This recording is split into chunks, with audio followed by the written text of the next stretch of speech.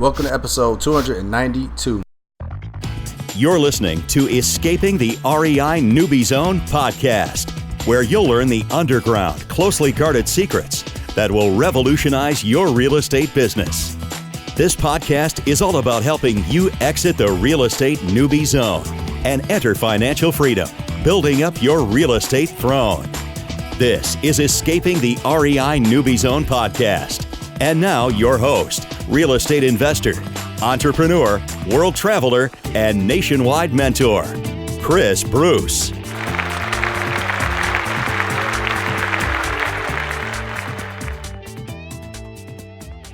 Welcome back to another episode of Escaping the REI Newbie Zone. I'm your host, Chris Bruce. I want to say thank you for tuning in to today's show. I got a very special guest that I'm going to be bringing on. He's the owner-operator of a seven-figure real estate investment company here in Tampa. He's a national speaker, author, and investor, and mentor. He's also the president of the Greater Orlando Real Estate Investors Association. He's been in the business for well over 16 years, has a lot of experience. I actually just met him recently. We all hung out one night and just talked real estate and was just amazed by how much success he's had through the years. He's been coined the Acquisition Artist for his expertise in acquiring investment properties through face-to-face negotiation and his ability to create structured deals in a number of ways. So let me go ahead and wait no further. Introduce my guest today, Lawrence Malloy. All right, guys. Again, I want to welcome you back to another episode of Escaping the REI Newbie Zone. Like I said in the intro, I have a very special guest. He's in my local market. We actually just met, but I heard a lot about this guy, nothing but good stuff, so I'm glad to get him on. So let me go ahead and wait no further and introduce my guest today, my guy Lawrence Malloy. What's going on? What's up? Man, we had fun that night the other night, man. It was a pretty good night. We did. There's nothing like being able to just hang out and spend some time with other real estate investors. We work hard all the time, but then it's good to kind of just get together and chat and share some stories and then hang out with some other like-minded people that are high achievers. So yeah, I had a great time. Absolutely. So Lawrence, tell me, for the listeners out there right now, we're going to get into your story deeply, but I always got to start from the very beginning. Take us back. Take us down that memory lane. What were you doing? You've been in business, what, 15 years? 16 years. 16 years? Okay. So let's go back 16 years. Right before Hold on. Let me ask you, what were you doing 16 years ago? Oh, shit. 16 years ago, man. So that would put me at, what am I going to be, 35? So I was you weren't even in your 20s. You're still in your teens. Right? So, you're barely out of high school. Right. So and I was slinging real estate. Man, listen, man. I was working a job, man, a call center job at that time, man. 16 years ago.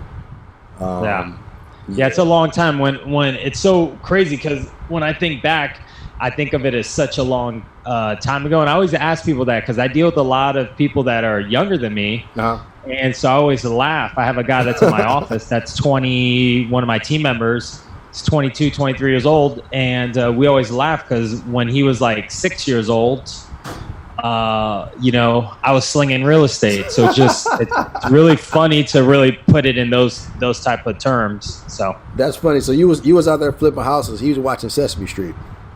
You got it. That's exactly right. Getting his diaper changed. All right. So what got you into real estate, Lawrence? I mean, out of all the things you could have done in the world, what got you into it?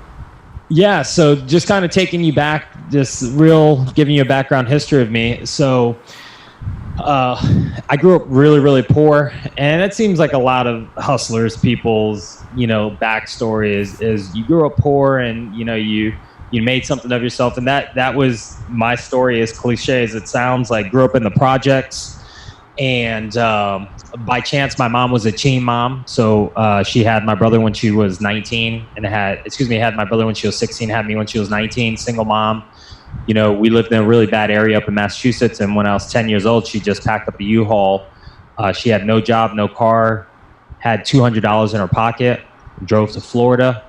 And we didn't have a car when we first moved here. We literally would take the city bus and, literally be walking everywhere. So, just going up through these hardships. And I I have a whole backstory of just like all the hardships. There was weeks at a time that we literally survived off carrots and potatoes. Like we didn't have any money for anything else. I remember, and my mom was just here the other day visiting me, literally 2 days ago, and we're just kind of reminiscing about, stories when we were, had a bucket of change, and the way that we were going to eat that night was rolling, because at the time they didn't have the machines where you just dump the bucket in and count all the change up. Now, like back in the day, you just had rolls. So we would have to sit down on the floor and like count out hundreds of pennies and nickels and dimes. And that's how we would afford to eat, by literally rolling up some change and cashing in and paying people with change. So like real rough childhood. So taking it way, way back, that's kind of what my upbringing was. Right. As I got older, I always had like some type of side hustle. When I was in school, I was, always selling candy. I always had some type of side hustle. Like the sports teams would do their their drive to raise money for whatever the sporting team was, so that they can get their sweats and things like that, or pay for their travel.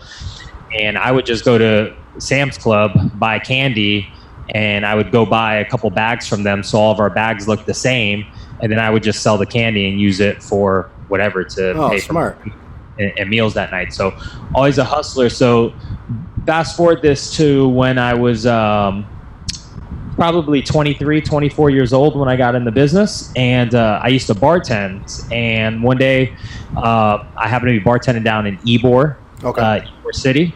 And in Ybor City, I was there all day long, basically. So I'd bartend from in the morning all the way to like 3 o'clock in the morning. Sometimes my place was open all the time. So I would get people, and it was open 7 days a week. So I would get people there Tuesday, Wednesday, Thursday, in the middle of the afternoon drinking. And I would ask all my customers, I was like, hey, what affords you, like, what do you do for a living? Like, what affords you to be here, like drinking in the middle of the afternoon? Because I was thinking, most people have a 9-to-5 job. Right.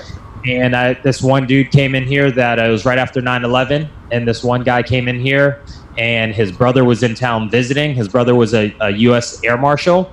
Right after 9/11, they would have air marshals that would just sit on the plane, and in case anything popped off, they were already on the plane in like plain clothes, and they could like subdue, like apprehend somebody.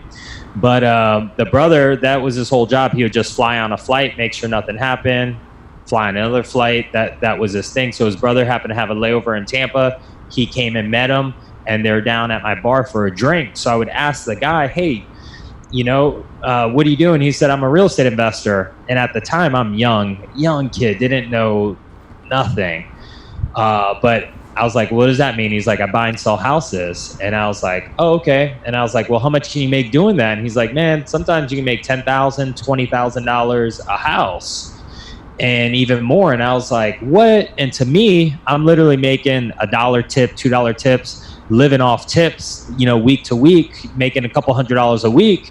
And when he said you can make $10,000, $20,000 off of one deal, my ears perked up. Right. So I would go help out other people, and I'll come back and keep on asking him more questions. And he's like, look, man, you seem like a good kid.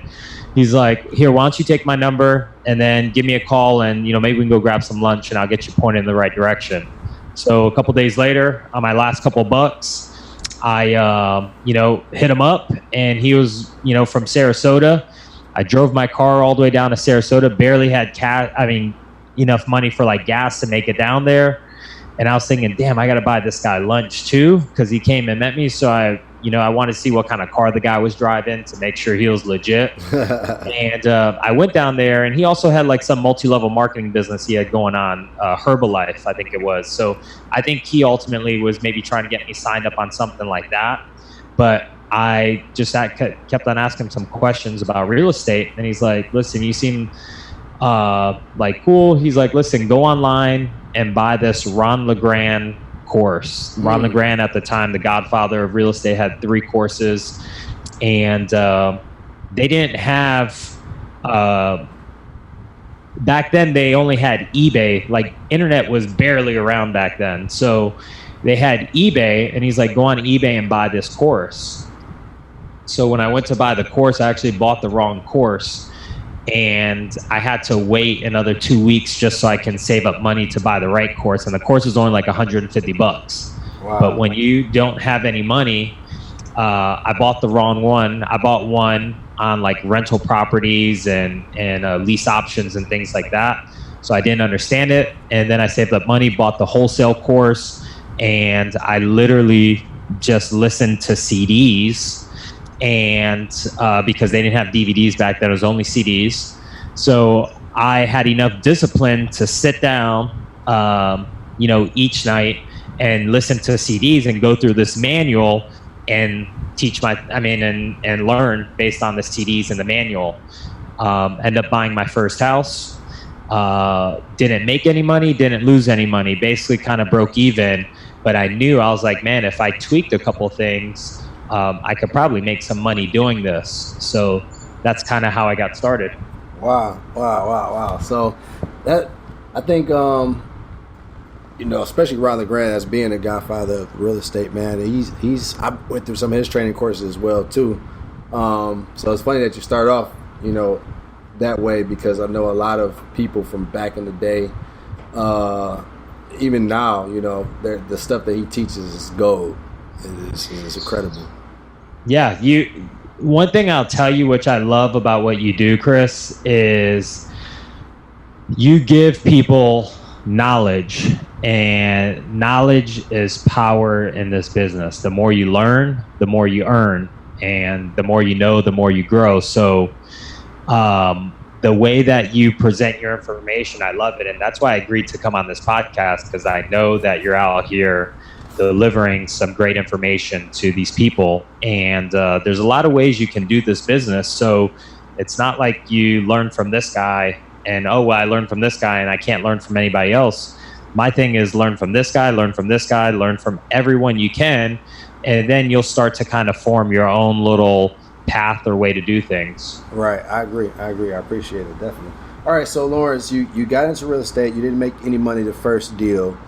However, you knew that one thing I like about that you talked about that, because I think that this is what happens with some newbies, is that not necessarily they do a deal and they don't make any money or a little money or whatever, but the fact that it wasn't a big win for you, right? But that didn't deter you from giving up. So I want to talk a little bit about your mindset, because I know we don't cover that a lot of times with people. They see the success and stuff like that, but what had you where you was like, okay, I didn't make any money on this deal, like I should have, or anything at all, but I know I can continue doing this? Man, you just hit something that I'm very passionate about, which is mindset, because mindset is everything in this business.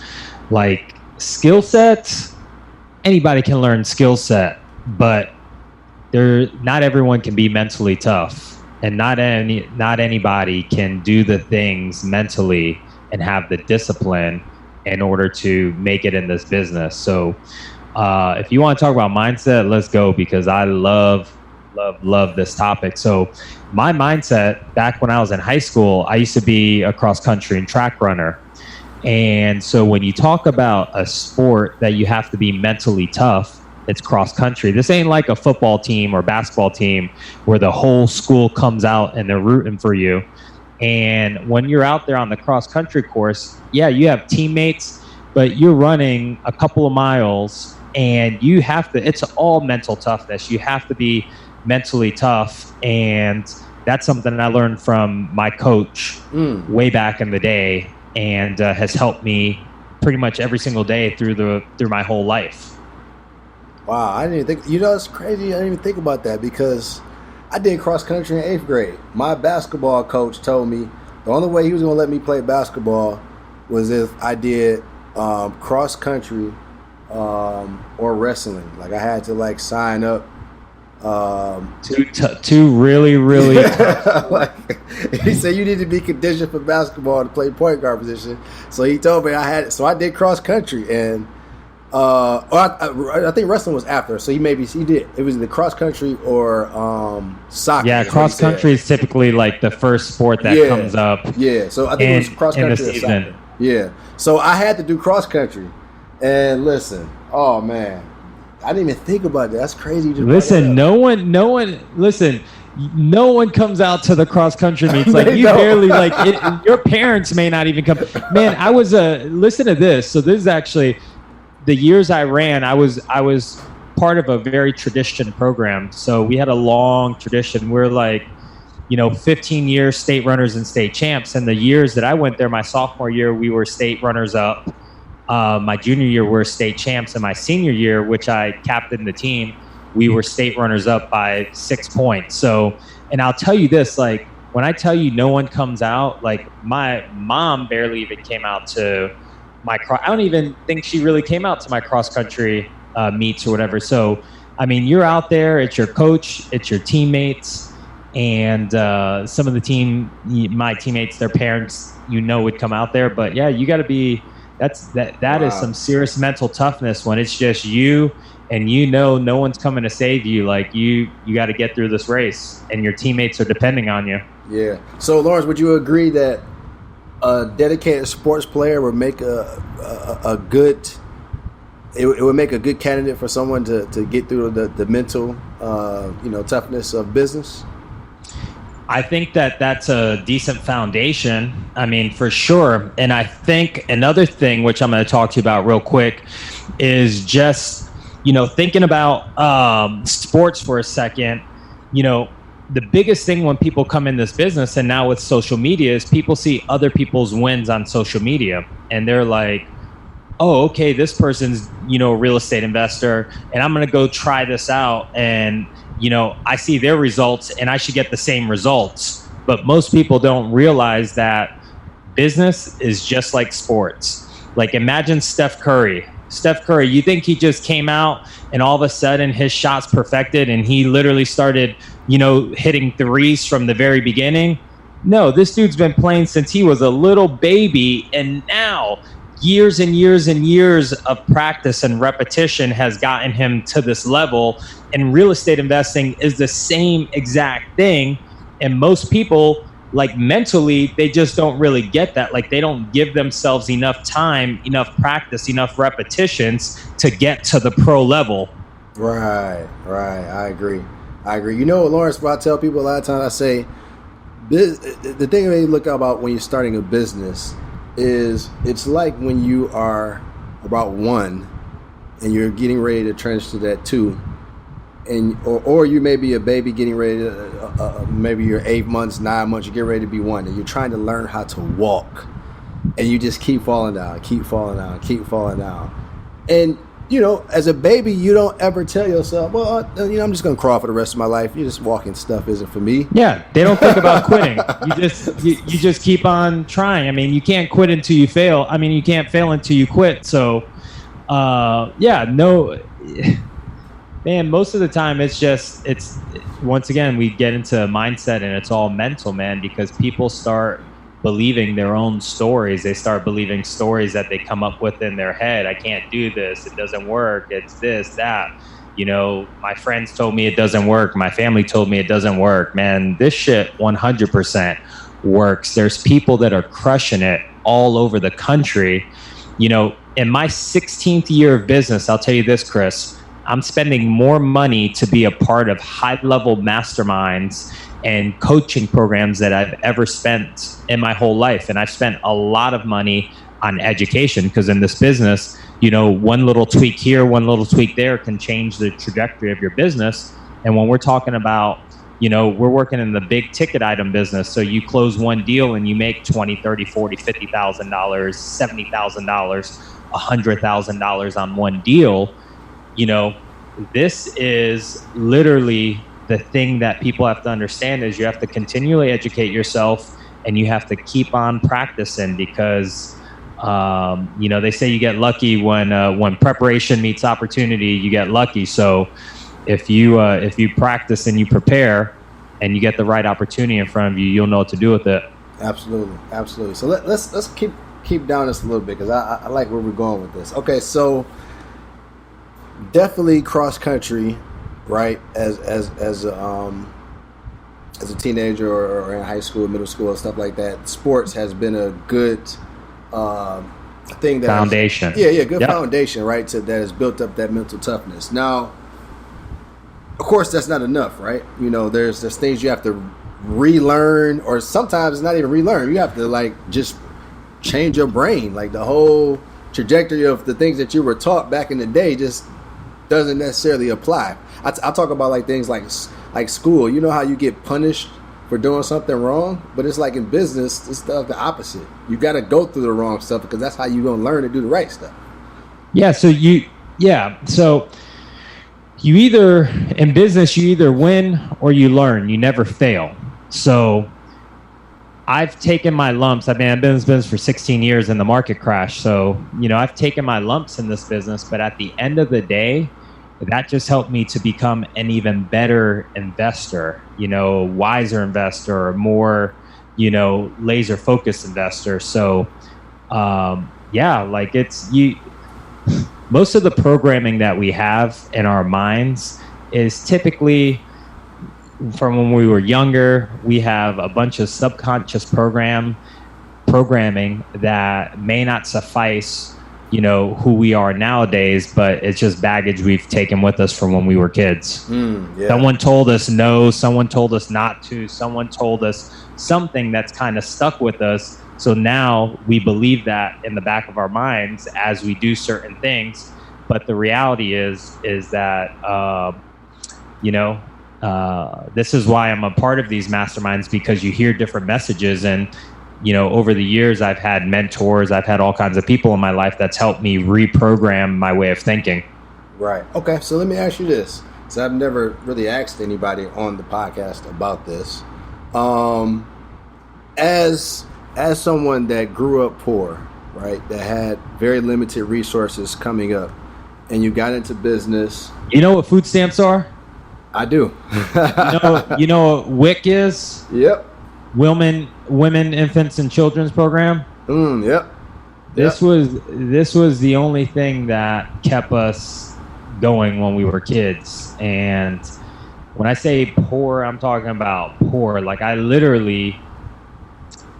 Yeah, you remember Little Caesars Pizza? Oh yeah, $5. Back then they had Crazy Bread. Oh, I remember that. The Crazy Bread was $1.06, yep. And that's how I survived for maybe like 2 years of my life. Is I would scrounge up some change and I'd be able to afford $1.06, so I could get a bag of Crazy Bread, and I would just eat it as I walked home from school, and that was my dinner for the night. Like when I tell you, like. We talk about this stuff, but like I lived it. So yeah, it's hard when we talk about mental toughness and stuff. Just to kind of add on to where you're going with this, it's hard for me because I've always grown up, like especially with sports, it's no excuses. Like you get the job done and no excuses. So it's hard when I hear people coming up with these excuses. It's hard for me to, understand them and have sympathy for excuses. So. Right. No, definitely. So let me ask you this, because I've never really touched too much on it. As someone that grew up, poor and had to be on WIC, food stamps, things like that. And we're going to talk a little about the success and stuff that you have as well. But being someone that has a successful 7-figure business now, do those things from back in the day ever haunt you? Have you had challenges with being scared to spend a certain type of money because of just going back to that old child, of limited resources? Like, have those ever affected you on your journey? Yeah, of course, because when you start looking at numbers and you start thinking, wow, I'm spending $10,000 this month in marketing budget, or $20,000 this month in a marketing budget. And sometimes you think back to like, oh my God, like $20,000, that'd be like a year's salary. And now you're just dropping that, in 1 month on marketing. And that's not even talking about office rent, payroll, all the things that it takes to, run a business 100%. And even furthermore, what I'll tell you is, after, you start doing well and then the market crashes. So it's kind of like you burn your hand on a stove, continuing to invest, now that's another thing that is a subconscious mindset that can hold you back. That because it will stop you from playing big and being bold in your decisions, because you're like, with this scarcity mindset instead of an abundance mindset, because you just went through a very traumatic experience, which is the market crashing. And, you're just really, and this is something, I'll tell you this is something that of maybe just the last 2 years, from the market crashing in like 2008, 2009, over the last 2 years, that I've been really like, understanding and making a mental conscious effort to, play bigger and be bold and do some of the things that maybe for the years before that, after the market crash, that you're just, kind of playing a little bit smaller because you're hesitant to make some big moves. Right. Absolutely. Yeah, you hit the nail on the head. I mean, yeah, if you come from nothing, all of a sudden you're in this business world, you're spending all this money, you're like, oh my goodness, like it can be overwhelming. But at the end of the day, fortune favors the bold. At the end of the day, you have to understand fortune favors the bold. And it's not just bold in how you spend, it's bold in your actions, it's bold in your thoughts, it's bold in how you move, how you operate, how you maneuver. This business is a great business, but you have to be bold, you have to take action. Yeah, that's one of my favorite quotes, man. I got that from, Preston Ely? Yep. Yeah. He was the guy that used to always say that all the time. He's one of my early mentors, man. And that's when I had to learn that I had to start playing big. I had to start thinking big. And that's when I started going down this rabbit hole of personal development. I was reading Secrets of the Millionaire Mind, all these freaking books. I got a library of books strictly on mindset stuff that I had to focus on. I got that from him, because I realized, like, when that market crashed, I mean, granted, I got into the market when it crashed, but, people were looking at me when I was telling them I'm going to quit my job, and they're like, are you stupid? Why would you quit your job right now? Like, real estate's bad. That's stupid. If I knew what I knew now, obviously, if, people 10x their income when the market is down. I didn't know that back then because I was still newer in the business, didn't really know what to do. But, should that happen again, once again, through adversity builds character. And not only that, you just know a lot more. You get information because you're in the game, and through the repetitions and through understanding and through mentorship and through learning, I'll know what to do when the market crashes again. In the meantime, I'm making a ton of money as the market is where it is right now. But yeah, if the market crashes, I'll know what to do. Yep. And the mindset is the biggest thing. The skill set, I mean, more people need to be focused on the mindset. The skill set is the easy part. Absolutely. I agree. So before we jump into, I got another question for you. I want to give some actionable steps. What advice would you give someone that may not be poor necessarily, but they have limited resources, or they feel like they just don't have, the funds or things that they need to have necessarily, and not necessarily need, because right now you can start the business with no money, not really. But what advice would you give somebody really to focus on that mindset? Because some of them may have money, they just can't get past releasing it, putting the money into marketing, going out there being bold. So, like, what advice, actionable steps would you give that person that's listening right now? So if someone was looking to get in real estate, I mean, the very actionable steps is a simple, wholesale model business. And that's literally, you're locking up contracts and you're just flipping the contract. So you're not having to take down any properties. When I say take down, it means purchase properties. All you're doing is you're locking up a deal, and then you're literally wholesaling that piece of paper, signing the contract to another investor that wants to go ahead and purchase that property. And whether it's a rehab property, whether it's a rental property, I mean, there's someone else that's going to take it down. And that's a very simple process. And that's what I would get really, really good at before you move on to anything else. Build up your money or whatever, your bank account, and then maybe move on to an additional thing. But if you're just getting started, there's two ways that you can really get started. And you have to understand this. Either you get started and you have some money that you can put into some marketing. And if you don't have money, to start a little marketing budget, then you have to put in sweat equity.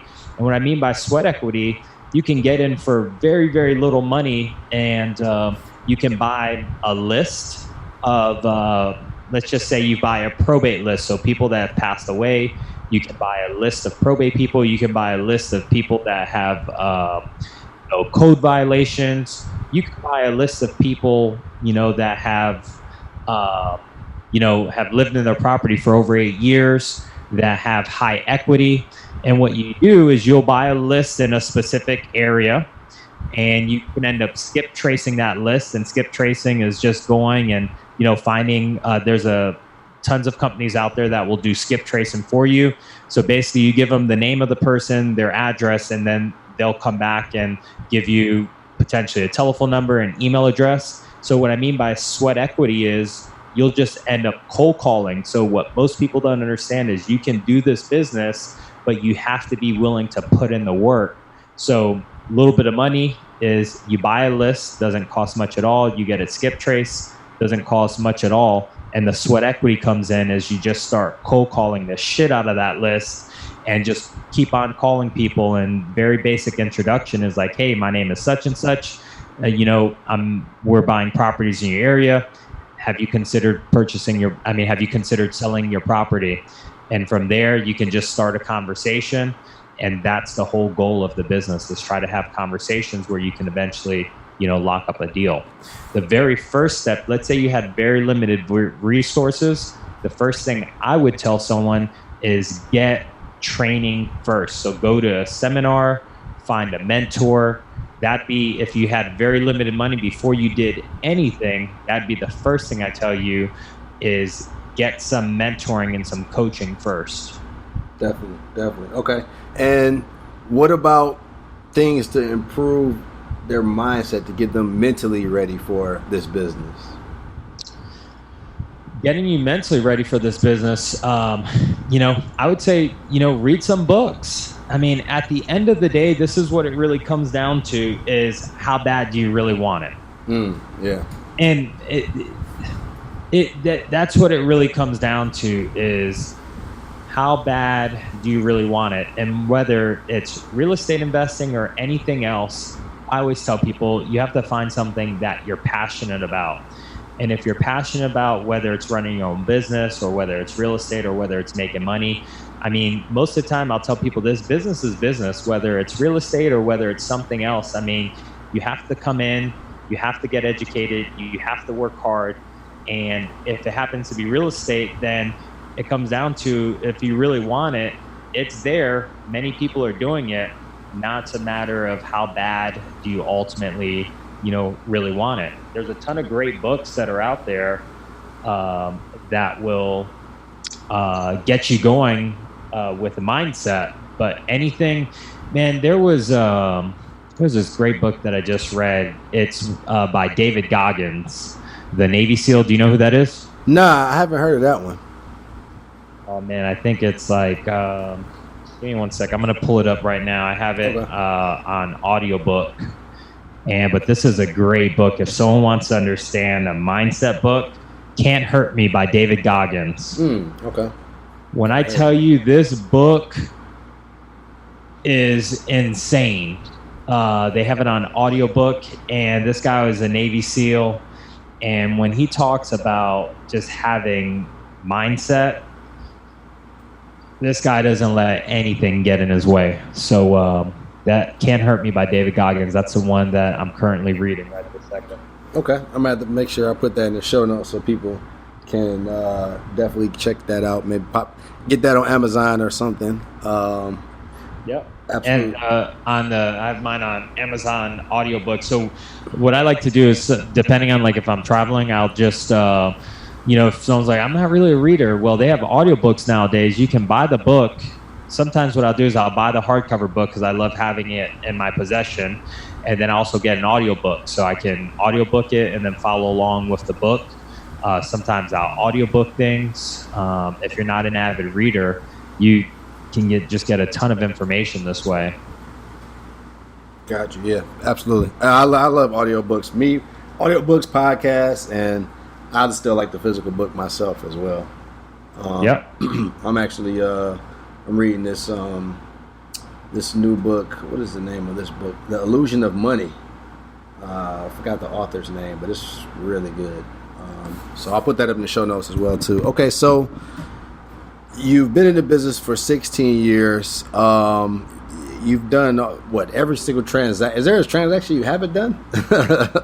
No. So I do residential real estate, and I've bought properties. I've wholesale properties. I've done rehab properties.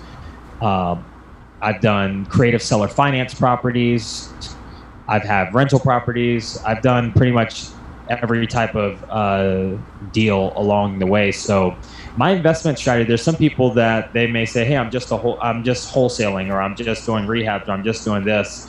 And typically we have just a slightly different strategy. Once a deal comes in, my acquisitions guys bring a deal in. I try to underwrite the deal, so I'll look at it a couple different ways. I'll look at it, hey, is this something that we're going to wholesale? Is this something that ultimately we're going to rehab ourselves? Is this something that we may wholesale? Is it something that we're going to keep as a long-term rental? So I'll look at it a couple different ways and see what makes the best sense for us, and that's how we'll go ahead and go about the deals. The most important thing is just the marketing aspect, is getting the deals to come in so that you can actually lock them up, and then you can decide, hey, what's the best fit for your business model. Right, absolutely. I agree. Yeah, having different angles and different ways you can make money on a deal just puts you in a whole better position, because there are going to be those leads that you would make way more money rehabbing, or you'll be able to save a deal if you can put some owner financing, a strategy into place instead of wholesaling. So yeah. Chris, so sometimes wholesaling makes a ton of sense, like a lot of sense, especially for newer investors, a lot of sense, like wholesale a bunch of properties, build up your bank account, and that's what I'd recommend. As you have some money in your bank account and you want to try a rehab job, it's not just knowing, oh yeah, there's a rehab job. It's about knowing which rehab jobs, cherry picking the very easiest deals, so you can make sure that you're not getting hurt in these rehab jobs. A lot of times why people end up not making any money or losing money is because they rehab the wrong properties. You have this newer investor that comes in and then takes on this behemoth rehab job, and they don't really know what they're doing. They don't have enough experience. They're relying on a contractor or someone else to think that they're going to do the whole thing for them and take it over. So at the end of the day, if you're just getting started, wholesale. Sometimes I'll end up wholetailing properties as well. We'll buy properties that don't need a ton of work, or maybe need some carpet and paint. And at the end of the day, if we take down that asset and then we can put it right back on the market, instead of making $10,000, $15,000 for wholesaling it, we make 30, 40 for wholetailing it. That may make sense for me just to take down the asset and put it right back out on the market. So there's a lot of different ways, and this is what I teach people when I'm doing my private coaching and my training, is I teach people how to underwrite the asset, look at it from a couple different strategies, and see what is the very best strategy for you. Gotcha. Let's talk about, I'm glad you just pivoted into that. So I know you are very big on really the art of acquisitions, right? The way that you actually go out and acquire properties, and how, right? So I know you have. Is it a book that's out right now? Yeah. So I'll tell you two things. So I was trademarked with the name the Acquisition Artist, and that's typically, if I'm out speaking on stages nationally, that's typically how I'm introduced. Lawrence Malloy, the Acquisition Artist, because I've acquired a ton of deals through face-to-face negotiations.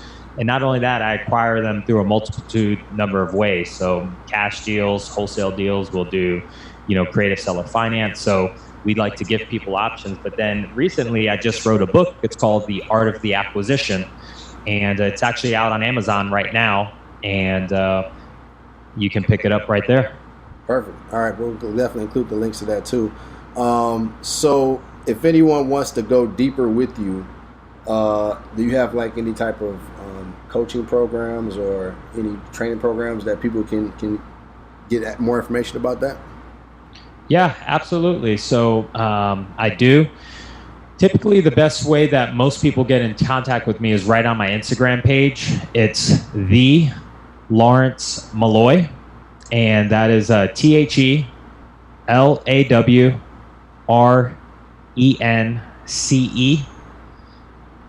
Malloy, and it's Malloy. So right on my Instagram page, people DM me all the time for coaching information, and I'll do a small group coaching, and I really take people through the process. It's a progressive training, so we start off from the very beginning, just like we talked about on this podcast. We talk about mindset, we talk about marketing, we talk about how do you find the deals, we talk about how do you acquire the deals, what do you say, how do you convert the leads, what do you do on the back end with them to get them sold and actually collect money. So it's a progressive training series over 6 months, and this is one thing that when I tell you this, Chris, that I am super, super passionate about, because this is how I learned, and I was fortunate enough to have some great mentors in my life. And so what I do is I take all the stuff that I've learned over 16 years, including what I'm learning at a very, very high level now that I'm paying a lot of money for, and I condense it into digestible information that I can give my mentees. Perfect. So guys, ladies and gentlemen, whoever is listening to this, make sure you go follow him on Instagram. First is at the Lawrence Malloy, but also DM him, if you want more information. I mean, this guy has tons of knowledge. 16 years of being in the business. Every single transaction he's gone through, the ups and downs of the market. So he knows a lot. All right. So if anybody is very interested and connected with him, make sure you follow him on Instagram and DM him. And matter of fact, definitely tag him if you're listening to this episode, wherever you are. If you're in the gym, if you're at work, if you're at home cooking for your kids, I don't care what you're doing. If you listen to this podcast, make sure you at both of us, okay, and let us know where you're tuning in, where you're listening to. So Lawrence, man, I appreciate you coming on the podcast.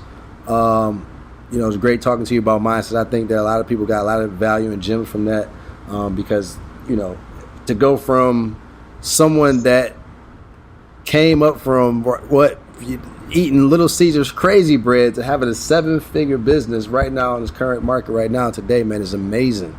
It's insane. It is. It's absolutely, it's a testament to anything is possible in this life, man. If you put your mind to something, if you work hard enough with enough focus and enough determination, literally anything in this life is possible, Chris. And you know that. I know you know that for 1,000%. Absolutely. We live in the greatest country in the world, man. I mean, some people maybe will argue that, but where else can you create this? Where else is this much opportunity created for us? There's just so much. There's so much opportunity out here, and really, at the end of the day, it's about looking yourself in the mirror and then just getting over your own bullshit and understanding that it's no one else. No one else is holding you back out here except yourself. And once you understand that, then you'll start thinking differently. There's no blame on anybody else. At the end of the day, you have opportunity. At the end of the day, it's what are you going to do about it? Whenever anybody gives me excuses, there's two things I say, and what are you going to do about it? That's it. I'm going to have to steal that one, man. I like that. I stole that one from my guy, Kent Clothier. So, but that's really what it comes down to. And what are you going to do about it? That's it. That is it. All right, so make sure you follow him at Lawrence Malloy on Instagram. You can at him, at me, Detroit Mobile as well on Instagram. Wherever you're listening to this, let us know that you are checking this episode out and that you enjoy it, and we will repost it on our story as well. And guys, you know my quote: don't live the dream, live your dream. I'll see you on the next episode. Thanks for listening to Escaping the REI Newbie Zone podcast at www.escapethenewbiezone.com.